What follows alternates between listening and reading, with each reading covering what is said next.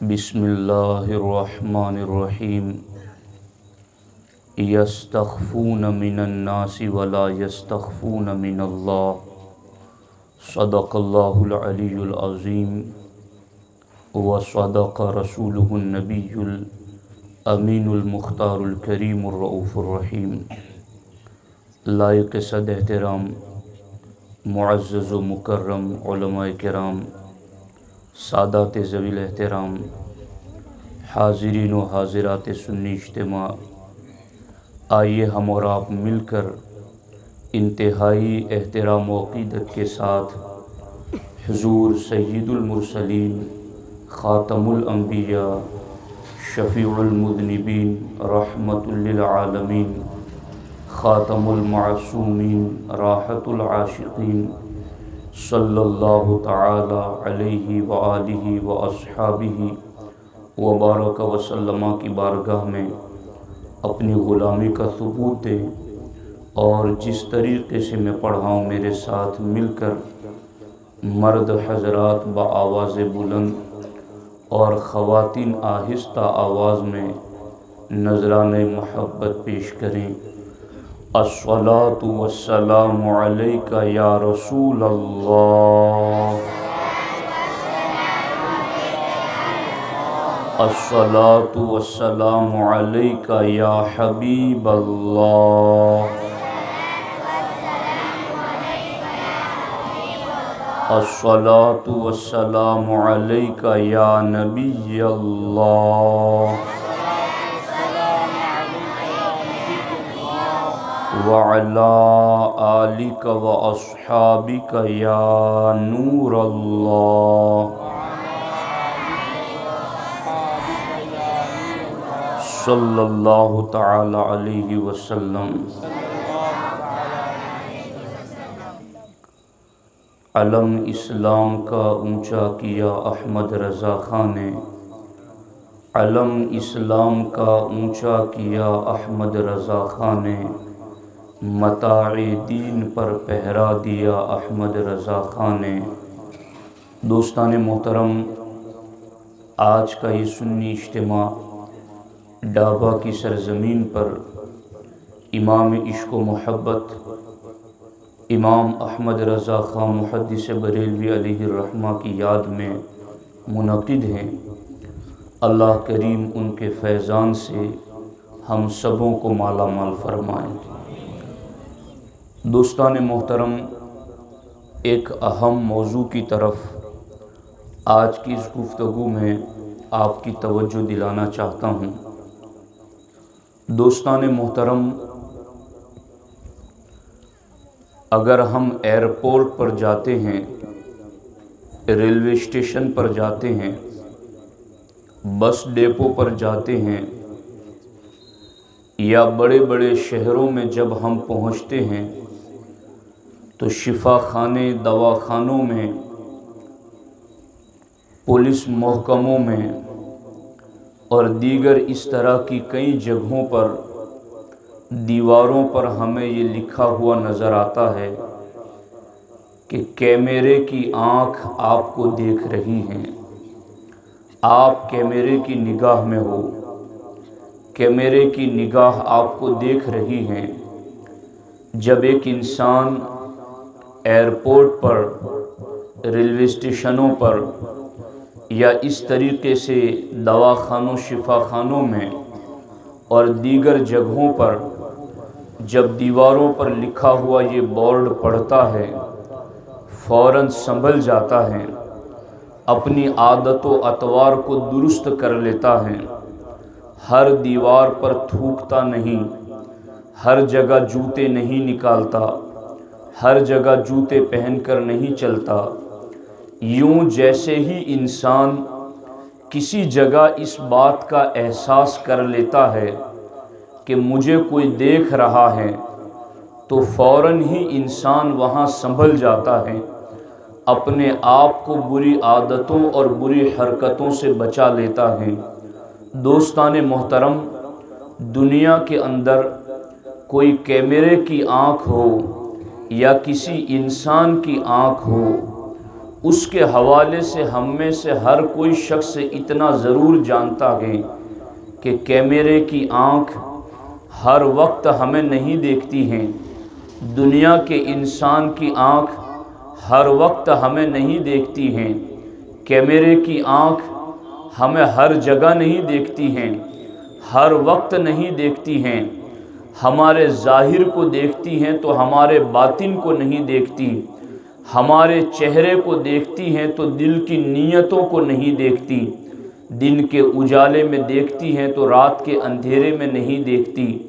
دوستان محترم، اس کے باوجود بھی دیوار پر لکھا ہوا اتنا اعلان کہ آپ کو کیمرے کی آنکھ دیکھ رہی ہیں، اتنا پڑھتے ہی انسان سنبھل جاتا ہے، لیکن آپ جانتے ہیں قرآن مجید کا فیصلہ کیا ہے؟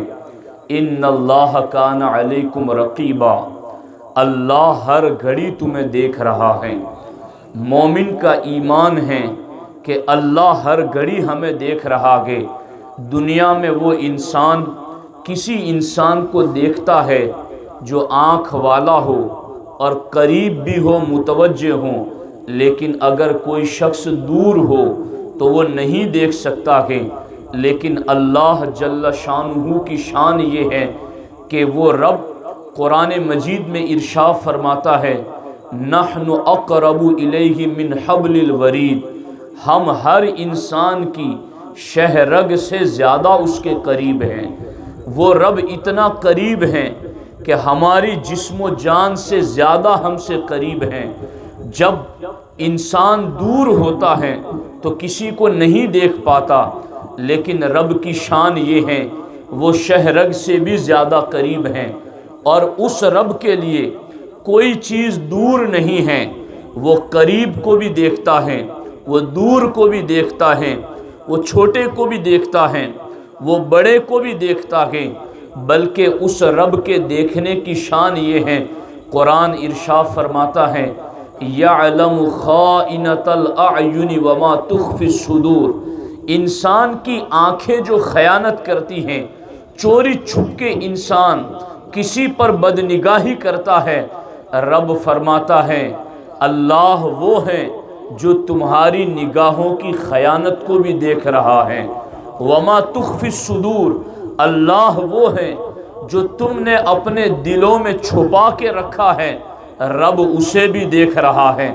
آپ اندازہ لگائیں، رب کے لیے قریب اور بعید سب برابر ہیں، رب کے لیے چھوٹا بڑا سب برابر ہیں، وہ شہ رگ سے بھی زیادہ قریب ہیں، وہ ہمیں دیکھ رہا ہے۔ انسان کے دیکھنے کا معاملہ تو یہ ہے کہ کوئی انسان جاگ رہا ہوتا ہے تب تک اپنی آنکھوں سے دیکھتا ہے، لیکن جب وہ سو جاتا ہے تو نیند کے عالم میں اپنی آنکھوں سے کسی کو نہیں دیکھ پاتا، لیکن اللہ کی شان یہ ہے لا تأخذہ سنۃ ولا نوم، وہ رب وہ شان رکھتا ہے کہ وہ نیند سے بھی پاک ہیں، وہ اونگ سے بھی پاک ہیں، وہ جھونکے لگنے سے بھی پاک ہیں، اس رب کو نیند نہیں آتی، وہ نیند سے پاک ہیں۔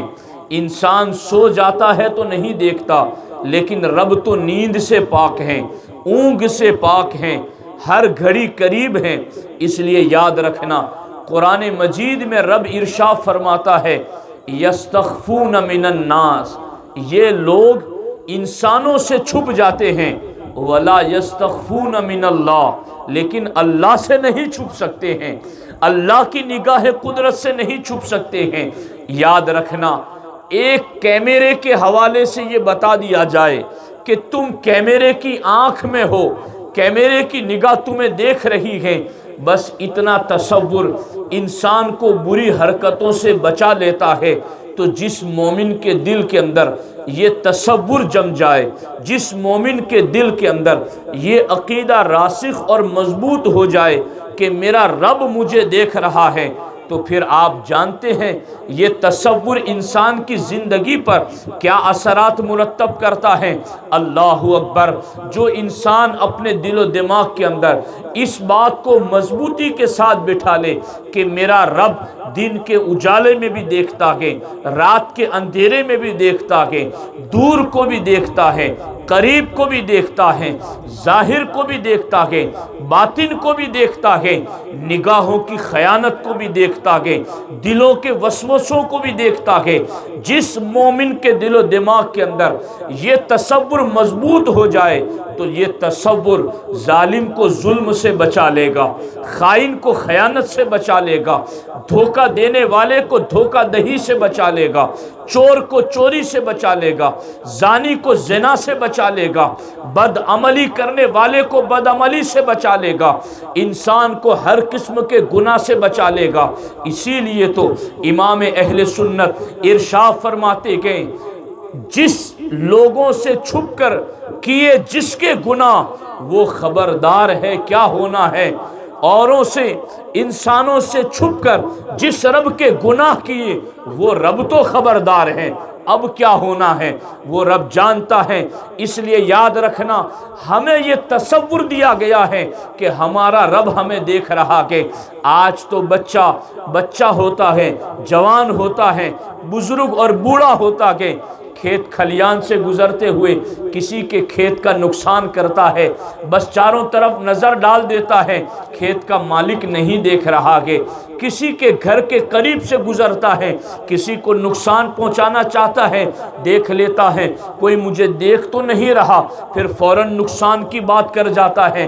یاد رکھنا، امام احمد رضا محدث بریلوی علیہ الرحمہ، آپ کی زندگی کے اندر بچپن کا واقعہ ہے، آپ نے پہلی مرتبہ روزہ رکھا کہ، اور اللہ اکبر، بچے پہلی مرتبہ جب روزہ رکھتے ہیں تو گھروں کے اندر خوشی کا ماحول ہوتا ہے، نیاز تقسیم ہوتی ہے، فاتحہ دلائی جاتی ہے، بچوں کو ہار پہنائے جاتے ہیں، ان کے لیے حوصلہ افزائی کا ماحول پیدا کیا جاتا ہے۔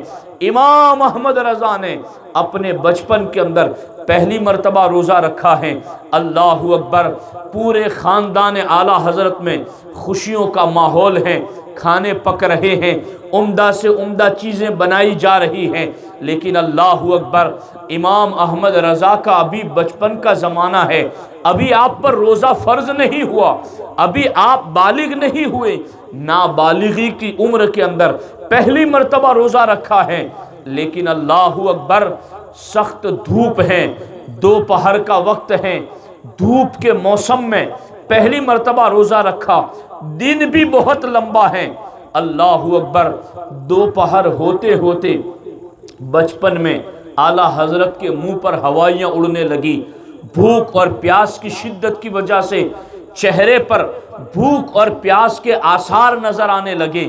اب آپ دیکھیں تو صحیح، بچپن کا زمانہ ہے، پہلی مرتبہ روزہ رکھا ہے، سخت دھوپ کا عالم ہے، دوپہر ہو چکی ہے، پیاس اور بھوک کے آثار چہرے سے ظاہر ہو رہے ہیں۔ ایسے وقت میں امام احمد رضا کے والد محترم علامہ نقی علی خان علیہ الرحمہ اعلیٰ حضرت کو پکڑ کر کے ایک کمرے میں لے جاتے ہیں، جہاں چاروں طرف کمرے میں کھانے بنا کر کے رکھے ہوئے ہیں، کٹوریوں کے اندر فرنی بنا کر رکھی ہوئی ہیں۔ امام احمد رضا کو ان کے والد محترم کمرے میں لے گئے اور آپ کے سامنے فرنی کا پیالہ رکھا اور کہا، بیٹے یہ کھا لو۔ اعلیٰ حضرت بچپن میں ہیں، پہلی مرتبہ کا روزہ ہے، سخت دھوپ ہے، بھوک اور پیاس لگی ہوئی ہے، والد محترم کہتے ہیں بیٹا کھا لو۔ اعلیٰ حضرت فرماتے، ابا حضور میں کیسے کھا لوں، میں نے تو روزہ رکھا ہوا ہے، میں روزہ کیسے توڑ دوں؟ تو چونکہ شریعت میں اجازت ہے کہ جن بچوں پر روزہ فرض نہیں ہوا ہے ان کو پریکٹس دلانے کے لیے روزہ رکھوائیں، دوپہر ہوتے ان کو کھلا دیں، پھر دوسری مرتبہ پریکٹس دلائیں، کچھ اور وقت گزار کر پھر کھلائیں، یوں اس طریقے سے ان کو پورا دن بھوکا پیاسا رہنے کا عادی بنائیں۔ جائز تھا شریعت کے اندر کہ دوپہر کو ان کو کھلا دیا جائے۔ امام احمد رضا کے والد محترم آپ کو کمرے میں لے گئے، فرنی رکھ دی، کہا بیٹا کھا لو۔ ابا حضور میں نے تو روزہ رکھا ہے، میں کیسے کھا لوں؟ کہا بیٹا بچوں کا روزہ ایسا ہی ہوتا ہے، وہ دوپہر ہوتے ہوتے افطار کر لیتے ہیں اور ان کا یہی روزہ ہے، تو بیٹا تم کھا لو۔ اعلیٰ حضرت بچپنے میں ہیں، فرماتے نہیں میں نے روزہ رکھا ہے، میں نہیں کھاؤں گا۔ اعلیٰ حضرت کے والد محترم اٹھے اور جو دروازے کھلے ہوئے تھے ان دروازوں کو بند کر دیا، اور پھر آ کر کے پاس بیٹھ گئے اور کہا بیٹا اب دیکھو میں نے دروازہ بھی بند کر دیا ہے، اب تمہیں کوئی نہیں دیکھ رہا ہے، تم کھا لو اور اپنا روزہ افطار کر لو، قربان جائیں۔ اس وقت بچپن میں امام احمد رضا نے کیا جواب دیا؟ آپ ارشاد فرماتے ابا حضور آپ نے دروازہ بند کر دیا، کوئی انسان تو آپ کے سوا نہیں دیکھ رہا ہے، مگر جس رب کی رضا کے لیے روزہ رکھا ہے وہ رب تو دیکھ رہا ہے، اس رب کی نگاہ قدرت سے تو میں نہیں چھپ سکتا، وہ رب تو مجھے دیکھ رہا ہے۔ آپ اندازہ لگائیں آج اگر ایک مسلمان کے دل و دماغ میں یہ تصور پیدا ہو جائے کہ میرا رب مجھے دیکھ رہا ہے، تو وہ کسی کی دکان پر خیانت نہیں کرے گا، وہ کسی کے یہاں نوکری کرتے ہوئے دھوکہ نہیں دے گا، وہ کسی کے کھیت کھلیان سے گزرتے ہوئے اس کا نقصان نہیں کرے گا، اپنے مومن بھائی کی پیٹھ کے پیچھے اس کے عیب نہیں بیان کرے گا، غیبت اور چغل خوری سے بچے گا، کیونکہ اس کے ذہن میں یہ تصور ہوگا جس مومن کا میں برا چاہتا ہوں وہ تو مجھے اس وقت نہیں دیکھ رہا مگر میرا رب تو دیکھ رہا ہے۔ امام احمد رضا نے بچپن کے اندر جب یہ جواب دیا، آپ کے والد محترم کی آنکھوں میں آنسو آ گئے، آپ دیدہ ہو کر آپ نے اللہ کا شکر ادا کیا، میرے اللہ تو نے مجھے کیسا فرزند عطا کیا جو بچپن کے اندر بھی فرائض کا اتنا لحاظ رکھتا ہے، جو بچپن کے اندر ابھی اس پر روزہ فرض نہیں ہوا پھر بھی یہ روزے کی حالت کے اندر تیرے دیکھنے کے تصور پر مضبوطی کے ساتھ قائم ہیں۔ آپ اندازہ لگائیں یہ امام احمد رضا کی سیرت ہیں، یہ امام احمد رضا کی زندگی ہیں۔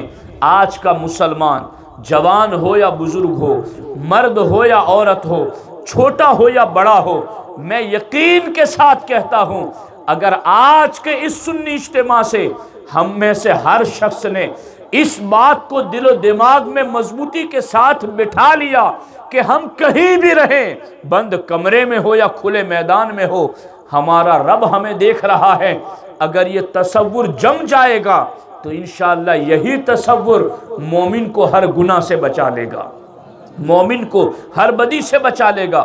اور میں آپ کو یہاں بتاؤں، آپ نے قرآن مجید میں شاید پڑھا ہو، ایک پوری سورت ہے قرآن میں جس سورت کو سورہ لقمان کہتے ہیں۔ آج بہت سارے ماں باپ ایسے ہیں جو ہمیں کہتے ہیں مولانا اولاد بھٹک گئی، بے راہ ہو گئی، بات نہیں مانتی، سنت و شریعت سے غافل ہیں، جواریوں شرابیوں کی سنگتوں میں چڑھ گئی اور وہ ہمارا کہا نہیں مانتی، ہم کیا کریں؟ تو میں آپ کو آج امام احمد رضا کے نام سے منسوب سنی اجتماع میں یہ بتا رہا ہوں کہ اگر ایسا ہو گیا تو بھی کرو اور ایسا نہیں ہوا ہے تو بھی کرو۔ وہ کیا کرنا ہے؟ اپنی اولاد کے سلسلے میں سورہ لقمان اٹھا کر دیکھو، اور سورہ لقمان میں اللہ نے فرمایا وَلَقَدْ آتَيْنَا لُقْمَانَ الْحِكْمَةَ، اللہ فرماتا ہم نے لقمان کو حکمتیں عطا کی ہیں۔ حضرت لقمان نے اپنے بیٹے کو کیا نصیحتیں کی ہیں وہ سورہ لقمان میں موجود ہیں۔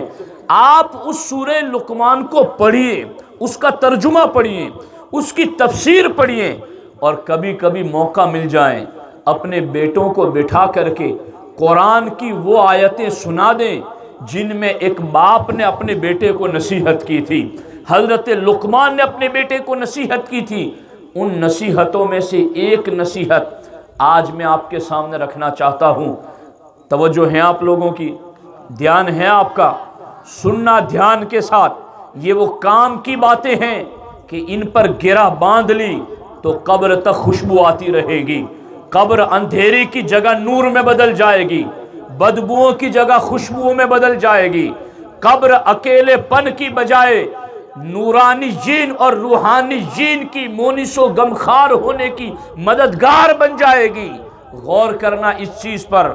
حضرت لقمان اپنے بیٹے کو نصیحت کرتے ہوئے کہتے ہیں، قرآن میں آیت ہیں یا بنی انہا ان تکو مثقال حبۃ من خردل فتکن فی صخرۃ او فی السماوات او فی الارض यअति बिहल्लाहु इन्नल्लाह लतीफुन खबीर।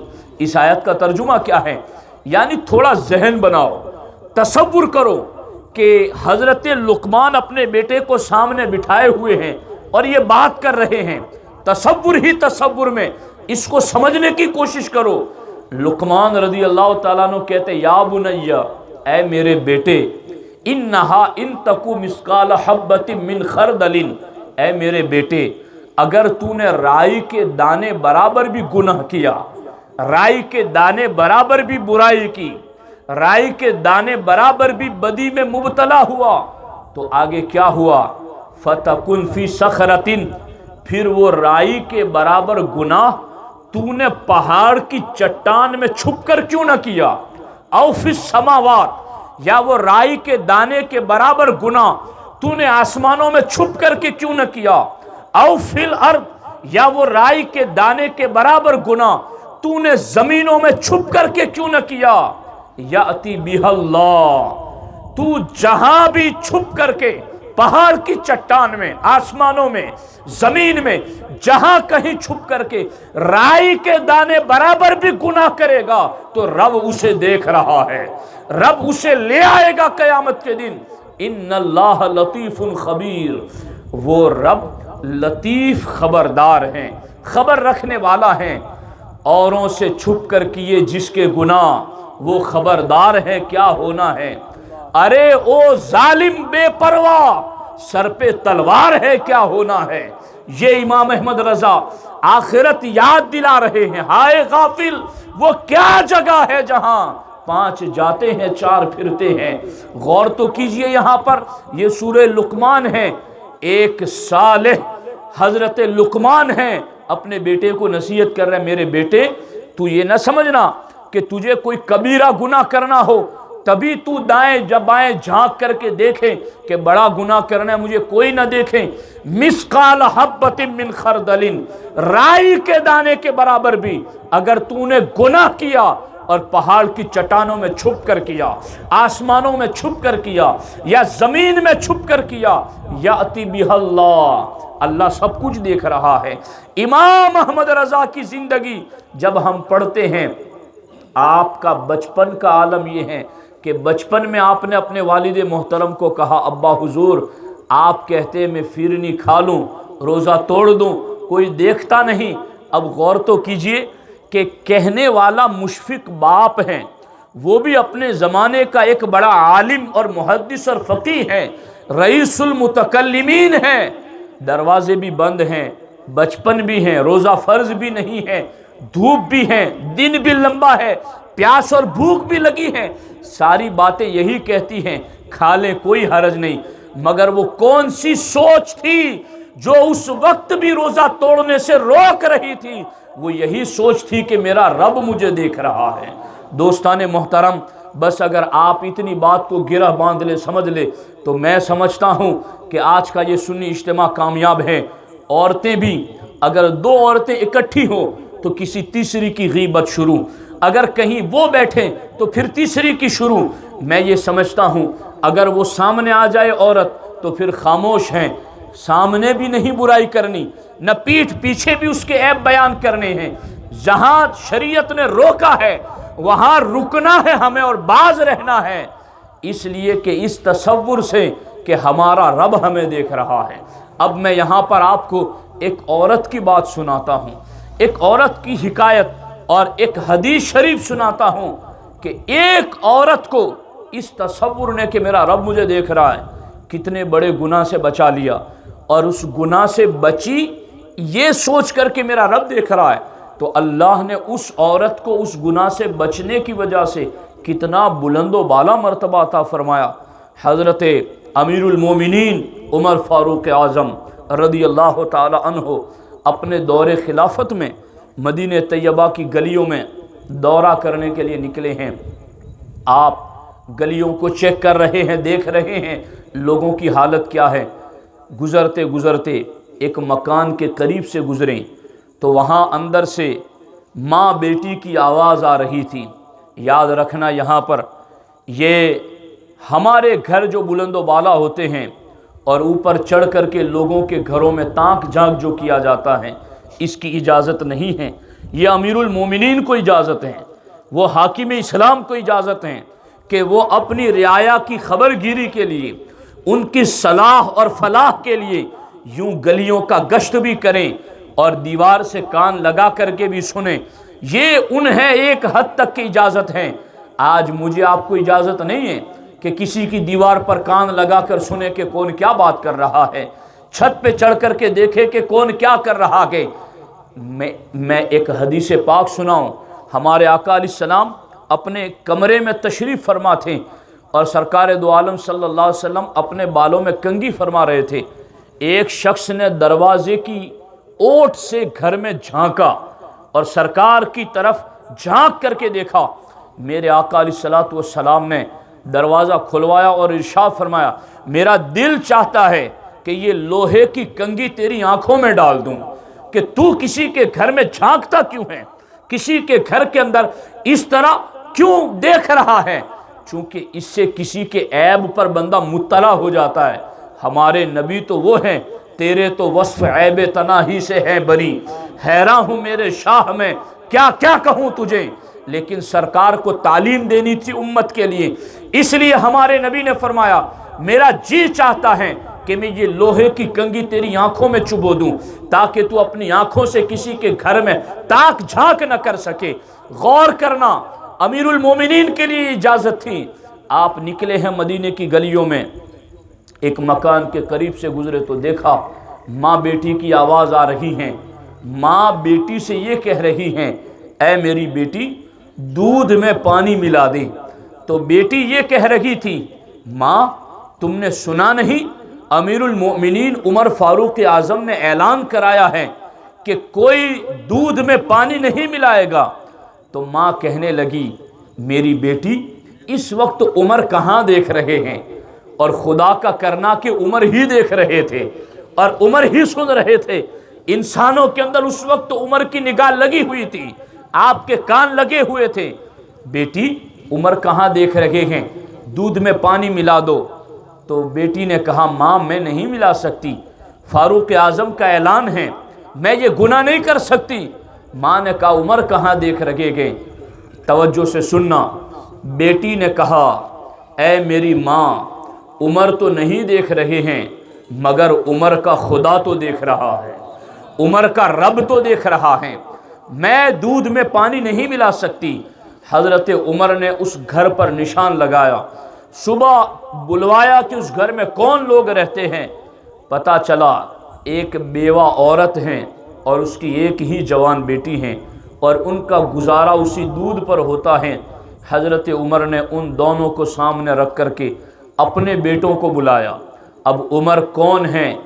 23 لاکھ مربع میل سے زیادہ زمین کے اوپر جن کی حکومت کا سکہ چل رہا ہے، ہوائیں جن کا پیغام نشر کرتی ہیں، جو کوڑا لگائیں تو زمین کا زلزلہ بند ہو جائے، جو نگاہ جلال سے سورج کو دیکھیں تو سورج غائب ہو جائیں، وہ عمر جن کی حکومتیں زمین پر، سورج پر، ہواؤں پر، اتنے کر و فر والے خلیفہ راشد، اتنی بڑی شان کے حضرت عمر فاروق اعظم اپنے بیٹوں کو بلایا اور بیٹوں کو بلا کر کہا، میرے بیٹو میری عمر کا تقاضا نہیں کہ میں شادی کروں، لیکن میں چاہتا ہوں کہ میرے بیٹوں میں سے کوئی بیٹا اس لڑکی سے نکاح کر لے، اس لیے کہ رات کی تنہائی میں نے اس کا خوف خدا دیکھا ہے، رات کے اندھیرے میں نے اللہ کا ڈر دیکھا ہے اس کے دل کے اندر۔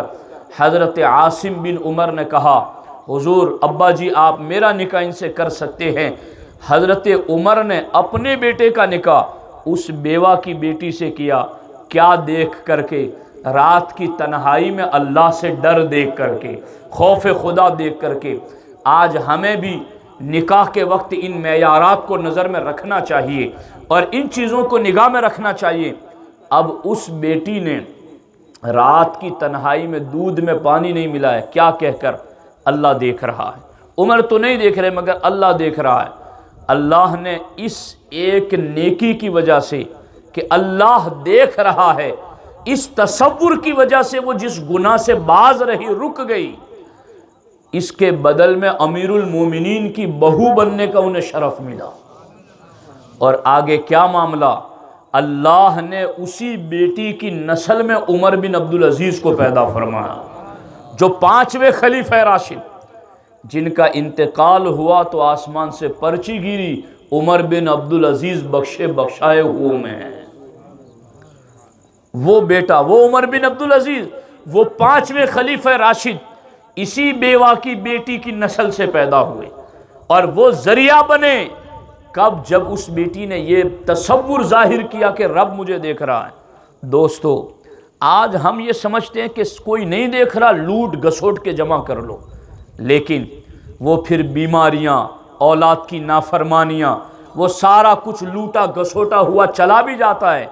ذلت کی بیماریاں، مہلک تباہیاں، اولاد کی نافرمانیاں اور ہزاروں قسم کی تباہیاں ان لوٹ گھسوٹ کے ساتھ آ جاتی ہیں، لیکن جو تھوڑا کماتا ہے حلال کے ساتھ، کسی مومن کو نقصان پہنچائے بغیر، اس تصور کے ساتھ کہ میں گناہ کیوں کروں، میرا رب مجھے دیکھ رہا ہے، بس اتنی نیکی بندے کو اس درجے پر پہنچاتی ہیں۔ اور بیواؤں کی، بیٹیوں کا کوئی ذکر عام طور پر نہیں ہوتا، مگر اس بیوہ کی بیٹی کا ذکر 1400 سال بعد بھی منبر رسول پر ہو رہا ہے۔ یہ عزتیں کب ملتی ہیں؟ جب بندہ یہ تصور رکھے کہ میرا رب مجھے دیکھ رہا ہے۔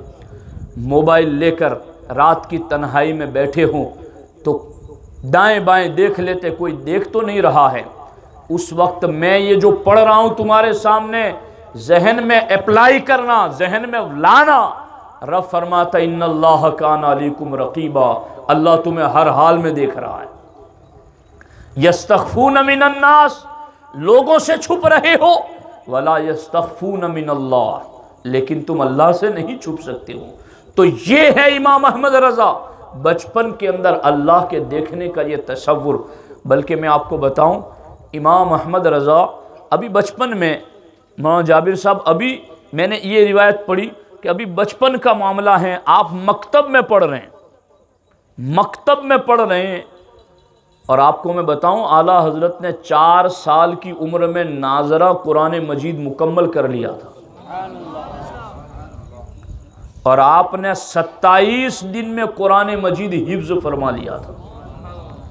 وہ ہے امام احمد رضا۔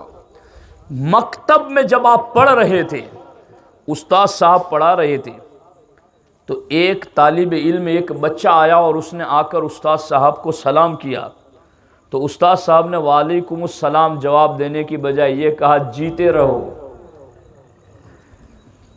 جواب میں وعلیکم السلام نہیں کہا، یہ کہا جیتے رہو۔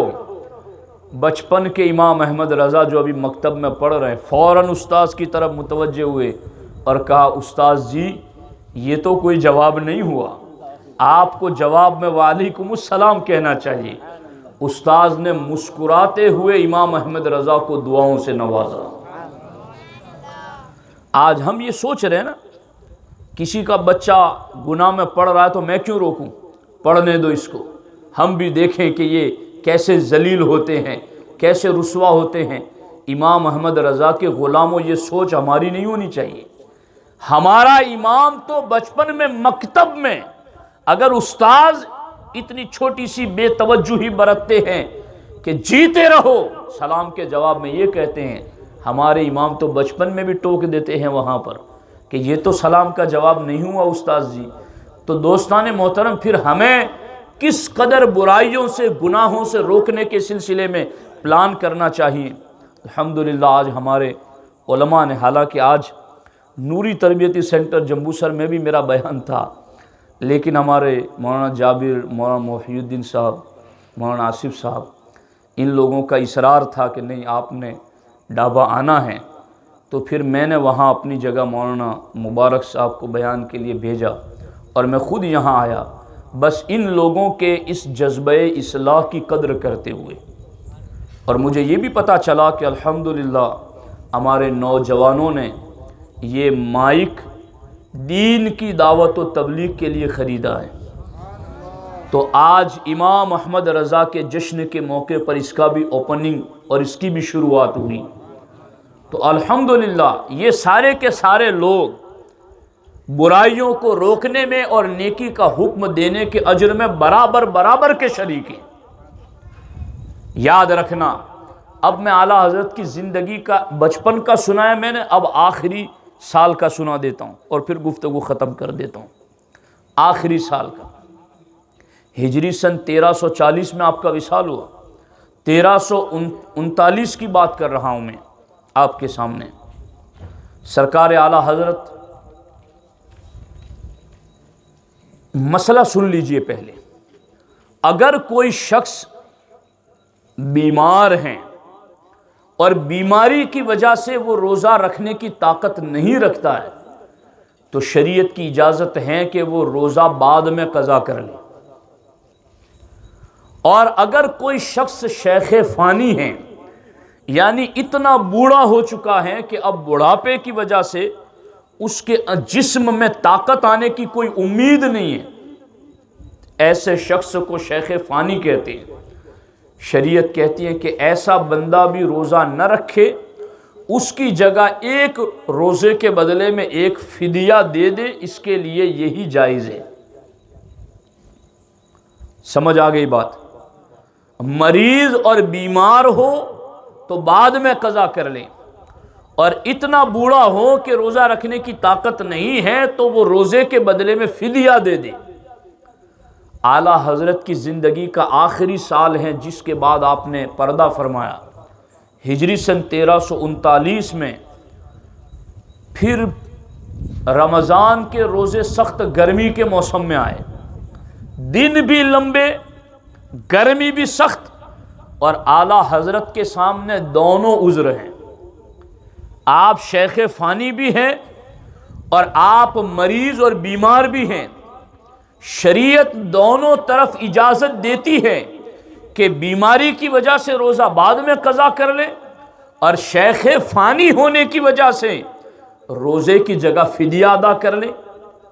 مگر اعلیٰ حضرت فرماتے ہیں چونکہ یہاں بریلی شریف سے نینی تال قریب ہیں اور نینی تال یہ ٹھنڈا علاقہ ہے، اور میرے پاس طاقت ہے کہ میں نینی تال جا سکتا ہوں، تو اعلیٰ حضرت فرماتے ہیں میں اب اپنے لیے یہ مناسب نہیں سمجھتا کہ میں اب بریلی شریف میں رہ کر کے مریض ہونے کی وجہ سے اور شیخ فانی ہونے کی وجہ سے روزہ چھوڑنے والی رخصت اپناؤں، بلکہ امام اہل سنت باضابطہ بریلی شریف سے سفر کرتے ہوئے نینی تال پہنچے، اور وہاں جا کر کے آپ نے زندگی کے آخری رمضان میں بھی پورے مہینے کے روزے رکھے۔ غور کیجئے آپ یہ چیز، توجہ دیجئے اس پر۔ شریعت کی اجازت ہے کہ مریض ہے قضا کر لے، شیخ فانی ہے روزہ نہ رکھے، اس کی جگہ پر فدیہ دے دے، مگر اعلیٰ حضرت فرماتے نہیں، یہاں تو لمبا دن ہے، گرمی بھی ہے، مگر نینی تال قریب ہے، میں پیسے خرچ کر کے وہاں جا سکتا ہوں اور وہاں ٹھنڈے موسم میں رمضان گزار کر روزے رکھ سکتا ہوں۔ تو آپ نے زندگی کے آخری رمضان میں بھی شیخ فانی اور مریض ہونے کے باوجود بھی پورے رمضان کے روزے رکھے، ایک تو بچپن کا روزہ اور ایک 55 کا روزہ۔ 65 سال سے زیادہ کی عمر تھی آپ کی، مگر یہ چیزیں بتا رہی ہیں ہمیں کہ بندہ اگر دل و دماغ میں یہ تصور رکھے کہ رب مجھے دیکھ رہا ہے اور مجھے اس رب کی بارگاہ میں جواب دینا ہے تو ہر گناہ سے بچنا بندے کے لیے آسان ہو جائیں۔ دوستان محترم، اس لیے میری آپ سے درخواست ہے اس تصور کو بار بار ذہنوں میں لائیں، چونکہ یہ آسان بات نہیں ہے، عمریں گزر جاتی ہے نا لمبی، تو اللہ یاد ہی کہاں آتا ہے، اللہ یاد ہی کہاں آتا ہے، تو اس کی پریکٹس کرنی پڑے گی۔ اگر آپ کا دوست کسی بدی کی طرف جا رہا ہے، فوراً آپ اس کو یاد دلائیں اللہ دیکھ رہا ہے۔ آپ کی بیوی، آپ کے بچے کسی گناہ کی طرف جا رہے ہیں، ان کو فوراً یاد دلاؤ اللہ دیکھ رہا ہے۔ عورتیں، آپ کا بیٹا، آپ کا شوہر گناہ کی طرف جا رہا ہے، فوراً یاد دلاؤ اللہ دیکھ رہا ہے۔ یہ لفظ اتنا بچوں کے سامنے اور میاں بیوی گھر میں اتنی بار بولو اور اتنی تکرار کرو اس لفظ کی کہ ہر مومن اور مومنہ کے دل و دماغ میں یہ بات جم جائے کہ اللہ ہمیں دیکھ رہا ہے۔ اگر یہ تصور ہم نے جما دیا تو انشاءاللہ گناہ سے بچیں گے بھی، اوروں کو بھی بچائیں گے۔ اللہ کریم کی بارگاہ میں دعا ہے، رب ذوالجلال ہم سب کو امام اہل سنت کی پاکیزہ سیرت پر عمل کی توفیق عطا فرمائے۔ السلام علیکم ورحمۃ اللہ وبرکاتہ۔ اور ایک خاص بات یہ بھی میں مبارکباد بھی دوں گا ہمارے ساتھیوں کو، اور یہاں ڈابا کے ہمارے نوجوان ساتھیوں کو، خواتین کو بھی، کہ الحمدللہ ہر جمعہ کو عالمی تحریک سنی دعوت اسلامی کی جانب سے عورتوں کا سنی اجتماع ڈابا میں ہو رہا ہے، اور الحمدللہ بڑی خوشی کی بات ہے کہ ہر جمعہ کو تقریباً 200 کے قریب عورتیں اجتماع میں شریک ہوتی ہیں۔ میں ان تمام عورتوں کا، ماں بہنوں کا شکر گزار ہوں کہ وہ اپنا وقت نکال کر آتی ہیں اور اجتماع میں آ کر کے دین کی تعلیم سنتی ہیں۔ میرے ساتھیوں اور بزرگوں، اصل میں ہم مسلمانوں کی بیماریوں میں سب سے بڑی بیماری جہالت ہے۔ جہالت اندھیرا ہے اور علم روشنی ہے۔ اندھیرے میں آدمی چلتا ہے تو اس کا پاؤں کیچڑ میں بھی پڑتا ہے، اونچ نیچ میں ٹھوکر بھی لگتی ہیں، لیکن جہاں اندھیرے میں ٹھوکریں لگتی ہیں، قدم کیچڑ میں پڑتا، اگر وہاں کوئی بلب لگا دیتا ہے تو اب آدمی سنبھل کے چلتا ہے۔ اب اس کا پاؤں کیچڑ میں نہیں پڑتا، گندگی میں نہیں پڑتا، ٹھوکر نہیں لگتی، چونکہ وہاں روشنی ہو گئی ہے۔ ہمارے معاشرے میں جتنے بھی گناہ ہو رہے ہیں ان سب کی وجہ جہالت کا اندھیرا ہے۔ اس اندھیرے میں لوگ ڈاواں ڈول ہیں اور ادھر ادھر پاؤں پھسل رہے ہیں، گندگیوں میں پاؤں پڑ رہے ہیں، لیکن انشاءاللہ یہ علم دین کا چراغ ہم نے روشن کیا ہے کہ عورتوں کے لیے باضابطہ سنی اجتماع کا انتظام ہر جمعہ کو الحمدللہ عورتیں آتی ہیں، اور میں یہ سمجھتا ہوں یہ سلسلہ اللہ جاری رکھے۔ اور عورتوں کو بھی میں اس بات کی تاکید کروں گا کہ آپ خود تو آتی ہیں، مگر ایک وقت ایسا ہو کہ آج 200 ہیں، آئندہ جمعہ کو 300 ہوں، 400 500، ایسا وقت آئیں کہ جگہ تنگ پڑ جائیں، ہمیں مدرسے سے باہر اجتماع کرنا پڑے اور عورتیں اتنی تعداد میں آئیں۔ انشاءاللہ ہر جمعہ کو ہفتے میں صرف 1 گھنٹہ اگر ہماری عورتیں دھیان سے، توجہ سے دین کی باتیں سنیں گی تو انشاءاللہ وہ دن قریب ہیں کہ پھر علم کا نور پھیلے گا، جہالت کا اندھیرا دور ہو جائے گا، ہر گناہ سے بچنا آسان ہو جائے گا۔ تو میں اپنے تمام نوجوان ساتھیوں کو بھی، علماء کو بھی جو اس معاملے میں سپورٹ کرتے ہیں، عورتیں بھی، ہمارے مدرسے کی بچیاں بھی جو دعوت دیتی ہیں، سپورٹ کرتی ہیں، اصل میں یہ سارا سودا آخرت کا ہے۔ یہاں تو کچھ نظر نہیں آتا ہے، لیکن یہ چھوٹی چھوٹی نیکیاں بھی قیامت کے دن پہاڑوں کی شکل میں بن جائے گی۔ اس وقت نیکیاں ہی چلے گی، وہاں روپیہ نہیں چلے گا، وہاں کوئی کرنسی نہیں، وہاں نیکیوں کی کرنسی چلے گی۔ آج یہ نیکی کرنے کے موقع ہیں، ان کو غنیمت سمجھو۔ کسی نہ کسی بہانے سے، میں اکثر یہ کہا کرتا ہوں، اپنی بخشش کے بہانے تلاش کیا کرو۔ کہاں کس کام میں کچھ لگا دوں کہ میری بخشش کا ذریعہ بن جائے، کہاں کس نیکی کے کام میں 2 قدم چل لوں کہ میری بخشش کا ذریعہ بن جائے، کہاں کسی مومن کا دل خوش کر دوں کہ میری بخشش کا ذریعہ بن جائے۔ بس اپنی بخشش اور مغفرت کے بہانے تلاش کرتے رہو۔ ہم بھی یہ گاؤں گاؤں پہنچ کر دین و سنیت کا پیغام پہنچاتے اسی نیت سے کہ کوئی تو بات ہمارے لیے بخشش کا ذریعہ بن جائے گی، کوئی تو مجلس ہماری مغفرت کا ذریعہ بن جائے گی۔ تو دوستان محترم، مرد و خواتین سب یک دل ہو کر کے عورتوں کے لیے سنی اجتماعات میں خوب بھرپور کوشش کریں۔ اور الحمدللہ ہمارے مولانا جابر صاحب اتوار کو، اکثر اتوار کو مولانا جابر صاحب یہاں عصر اور مغرب میں یا مغرب اور عشاء میں سنی اجتماع کرتے ہیں مسجدوں میں، اس کی بھی آپ کو اطلاع دی جاتی ہیں۔ اور مولانا جابر صاحب ایک لمبے عرصے سے ڈابا میں الحمدللہ لوگوں سے، نوجوانوں سے رابطے میں رہ کر کے ان کو تجوید سکھاتے رہے، قرآن سکھاتے رہے، اور آج بھی یہ کسی نہ کسی حیثیت سے کام کرتے رہتے ہیں۔ یہ ہمارے بہت مخلص ساتھی ہیں الحمدللہ، یہ محض اللہ رسول کی رضا کے لیے آتے ہیں۔ ان باتوں پر کوئی انہیں کوئی رقم نہیں دی جاتی، یہ اللہ رسول کی رضا کے لیے اپنا وقت نکال کر آپ کے درمیان آتے۔ آپ سے درخواست ہیں قدر کریں، علماء کی محفلوں میں شریک ہوں، عورتیں بھی سنی اجتماعات میں شریک ہوں۔ رب ذوالجلال سبوں کو ان کے عمل سے زیادہ اجر و ثواب عطا فرمائیں۔ آپ تمام ہی آئے، میں بڑی تعداد میں آپ لوگوں کو دیکھ کر کے بھی بہت خوش ہوں۔ ایک گنہگار عالم دین کا دل خوش کیا آپ نے، اس پر بھی اللہ چاہے تو بخشش فرما دے اور اللہ چاہے تو اجر و ثواب عطا کریں۔ بس دین کے ساتھ یوں جڑے رہیں گے تو انشاءاللہ ہماری نسلیں بھی بچیں گی اور ہم خود بھی گناہ سے بچیں گے۔ رب ذوالجلال ہم سب کو علم دین کا صحیح ذوق و شوق عطا فرمائیں۔ السلام علیکم ورحمۃ اللہ وبرکاتہ۔ صلاۃ و سلام کے لیے کھڑے ہیں۔